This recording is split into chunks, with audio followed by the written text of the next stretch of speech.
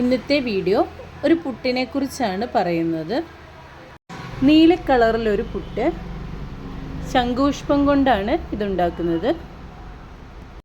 കാണാനൊരു ഭംഗി അത്രയേ ഉള്ളൂ. എങ്ങനെ ഉണ്ടാക്കാം എന്ന് നോക്കാം. വളരെ സിമ്പിളാണ്. ഫ്രഷ് ആയിട്ടുള്ള ശംഖുപുഷ്പം പറിച്ചെടുക്കുക.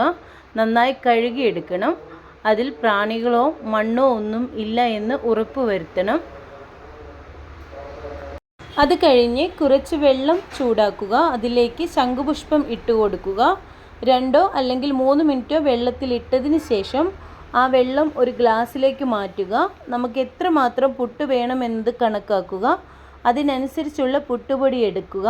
സാധാരണയായി പുട്ടിന് നനയ്ക്കുന്നത് പോലെ നനച്ചു കൊടുക്കുക. അത് കഴിഞ്ഞ് പുട്ടുപൊടിയെ 2ആയി ഡിവൈഡ് ചെയ്യുക.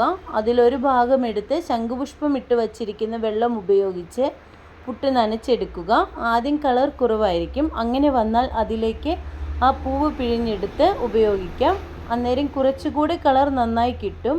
അത് കാണുവാൻ ഒരു ഭംഗിയാണ്. സാധാരണ പുട്ടുണ്ടാക്കുന്നത് പോലെ തന്നെയാണ്. പിന്നെ കാണുവാൻ ഒരു വ്യത്യാസം.